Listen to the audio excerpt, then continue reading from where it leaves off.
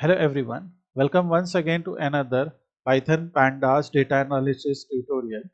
Here we are doing exploratory data analysis on production working hours analysis data. This is the first part where we will first load the data set of production and working hours, and after loading the data we will try to create some basic type of graphs like total employees by gender, total worked hours and plan hours, overtime amount and shortfall amount, and overtime hours and shortfall hours. Basically we created another Power BI exploratory data analysis dashboard on the same data set. If you want, I will provide the link of that as well. So on the basis of whatever visualizations we created there, we are trying to do something similar, but here since we are using Python, so we are doing it Python Pandas way. The libraries that we will use is Matplotlib and Seaborn. This is first part. Let's get started. In one of our earlier videos, we created this production working hour analysis dashboard where we got the data set of company's production, and we can see total employees, total worked hours, shortfall hours, overtime hours, etc. I will create a URL that was created in Power BI, and here we have an Excel file or a CSV file where you can see the data set. So in one URL I will provide this data set, and I will create a particular video where I will explain this data set, its column and everything, which I will provide in the description. Now what is the purpose of this video is to create the visuals that we are seeing here. So whatever visuals we are seeing here, we will try to create them in Python Pandas, for which we will open collab.google, or you can simply call it Google Colab. So Google Colab is a cloud hosted Jupyter notebook where we can run the Python programs and we can create some visuals using the Python libraries. Here we will simply provide the information. This is EDA on, and the data set that we have is production working hour analysis data set. Production working hour analysis data. So what we are trying to do here is creating EDA. We can add a text here. In the text we can create the same heading and run this, and here we will import the necessary libraries for us. So let's start with the project. The first thing that we will do is we will import the necessary libraries, and while I will keep putting the code, I will explain line by line.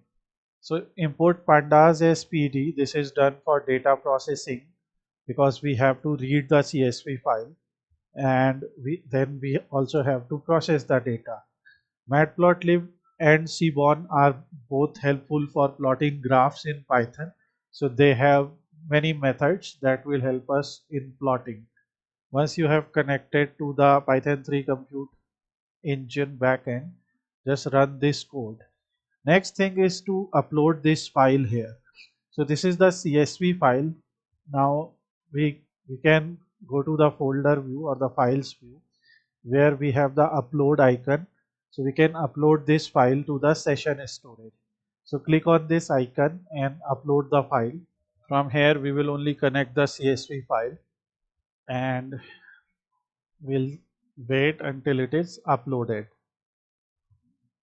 So when we have to read the CSV file and create a pandas data frame, which is a 2D structure, so first you have to provide the file path, and then you have to create the df using pd.read underscore csv because the file is a CSV file. We will click on these three dots, copy the path and put the entire path here. Okay, so it will appear like this, and now we will load the data set. To see your data set or its first 5 or 6 rows, first 5 rows can be seen like this. So whatever we were seeing here, we can now see in the data set. Here we have employee name, job title of the employee, in which city the employee lived, gender of employee, division, like it's a post production, film production, what is the division in which this employee works, what is their start date, what is their end date, what is their hourly rate, for which they work, what is the planned number of hours, and how, so these were planned hours and how many hours have they actually worked, what was their allocated budget, and what is the amount they have actually earned, how many unworked hours are there, unworked amount if there is anything, if they have done overtime, what is that amount, and what is that in terms of hours, and what is that in terms of amount. So this is given here. We can collapse this. The first thing that we are doing here is setting Seaborn. So we have imported Seaborn as SNS. In Seaborn, we can set the style, the graphs, the type of graphs that we want to create. And white grid or dark grid are some styles that you can use, which you will see when the graph will be plotted. You will see. Now, if we go card by card, here the first card is total employees. I have actually opened the Power BI file so that it will be easier for us to see. So here in the first card we have total employees. In order to find that, so total employees by gender. So first thing that we are using is plt.figure. Fig size is equal to 5, 3. That will be the figure size. We are creating a figure. And then we are selecting df.gender.value counts. So first I will split this for you. See, df and square bracket gender will select the categorical column gender, and dot value counts will find out how many male and how many females are there. You can see male is 159, the count of male, and count of female is 141, which we are seeing here, right? And so that is what this line is going to do. Then we can use dot plot kind is equal to bar. So we can create a bar chart, and because there are two values in the same order, so for one we will use blue, for other we will use orange. We will use the title as total employee by gender, and we will write plt.ylabel count, and in x ticks we will use rotation is equal to 0. So basically this is optional. You don't get or set the current tick location and labels of the axis. Pass no arguments to return current values without modifying them. So this is optional, but we are using rotation is equal to 0.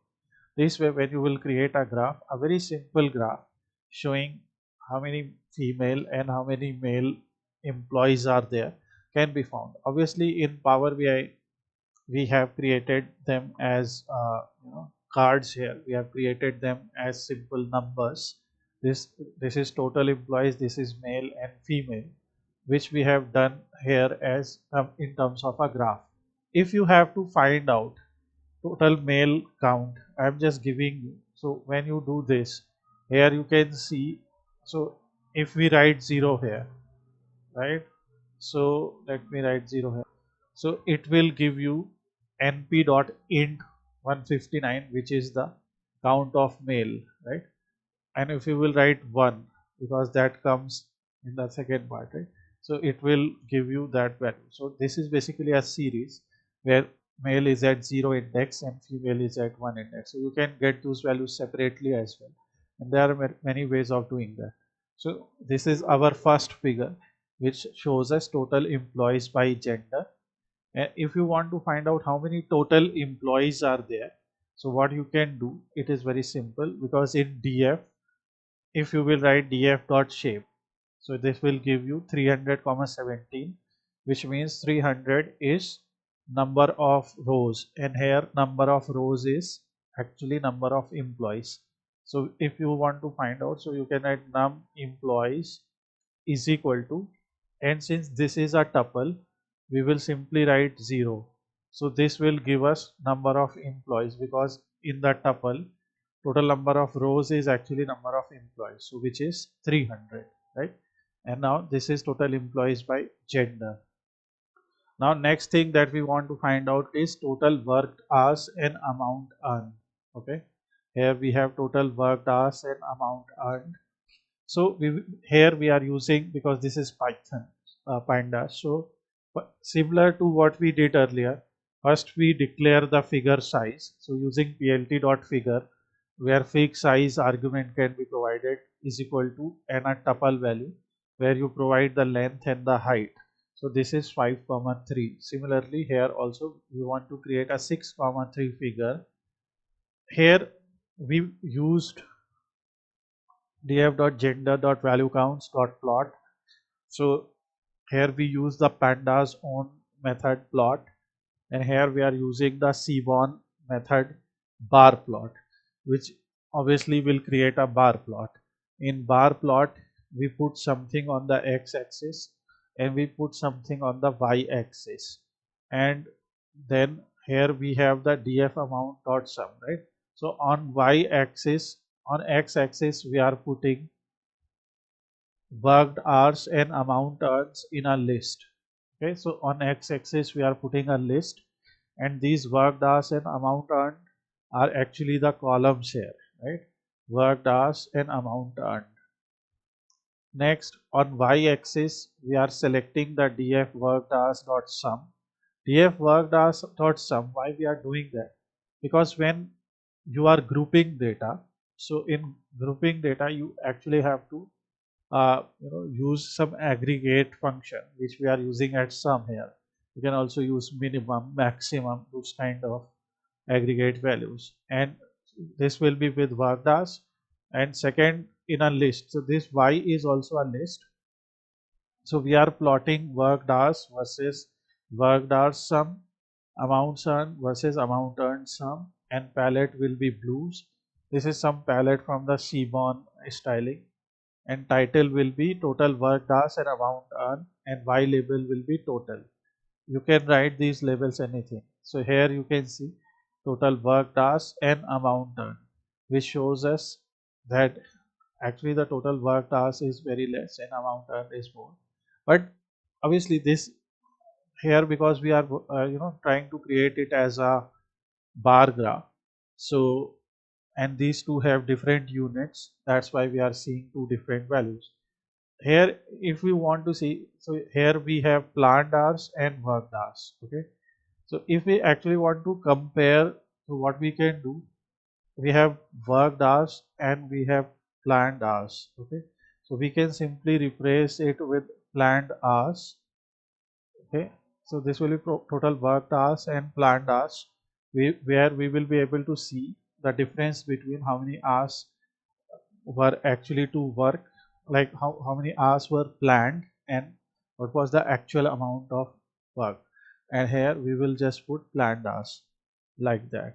Okay, so then you will see bars of almost equal length, and palettes is equal to blues. Here is this, let me just get rid of this palette right now, and when we will show, so you can see worked hours are slightly over planned hours. So we can see that in total whatever we planned, actually company worked more than that, employees worked more than that. So this is how you can create a graph between total worked hours and planned hours. Here we created shortfall hours and shortfall amount. Here we group them because we could display them as numerical values. So shortfall hours and shortfall amount. But here if you want to show them as a bar chart once more, you will do the same thing. Here what we are doing, we are trying to create it. See, I just want to show you different ways of creating different type of graphs. That is the whole purpose of doing these type of series, right? So for shortfall and overtime analysis, first we are creating figure and axis, where we are using plt.subplot and we are using 1 comma 2. It create a figure and set of subplots. Like in a figure there will be number of subplots. Okay, here you can see number of rows int is equal to 1, number of columns int is equal to 1. So we can see 1 row 2 columns. Figure size in total will be 10 comma 4. So in axis we are getting putting one bar, so like one row is there. So on the first column, on the first set we are putting a bar chart, and on the first cell I can say, where we will create a list, shortfall hours and shortfall amount, and the same list as we did earlier. Okay, Similarly, we have overtime hours and overtime amount. What I will just do is I will replace overtime hours amount here and shortfall hours here. Okay, so that we have both hours on the same graph and both amount on the same graph, because they have the same axis. Okay, and here we have unworked hours, and here we have overtime amount. So since this is overtime amount, I will just replace it with overtime amount, and I will replace it with unworked hours. Okay, now we have shortfall hours here. This will be shown as red, this will be shown as green. This is graph between shortfall hours and amount. So first we will create it between, since we are creating a bar chart. So this is overtime amount and shortfall amount. Okay, and here we are creating between overtime hours and shortfall hours. So it's your choice if you want to show them together or not. And when you will show this, so you can see the difference now. So this is what you can do with the help of subplot.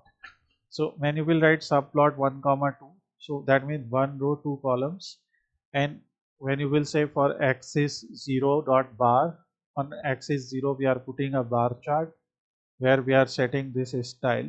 Okay, I'm just showing that if on first axis we want to show bar edge, a horizontal bar. Okay, we can do that as well, just showing you. So this is something that can be done as well. So we can put different type of graphs on different cells here. So this will show you overtime amount and shortfall amount. So this is something that we are going to calculate here. So this is the first part of EDA on production working hour analysis data. I will provide you this entire code. I will provide you the dataset and dataset description. You can perform this part 1. Okay, and once you are done with part 1, we will see you in the second part, which we will upload soon. So this is part 1, where we performed basic type of graphs. The graphs that we created are total employees by gender. Okay, in part 1 we also created total worked hours and planned hours comparison, which you can see, which is more. So total worked hours comparison, and third chart is between hours and amount, which is overtime amount and shortfall amount, and overtime hours and shortfall hours. So I will just write overtime and shortfall analysis, shortfall amount and hours, and duration I will write, right, analysis. So in the first part we have done this.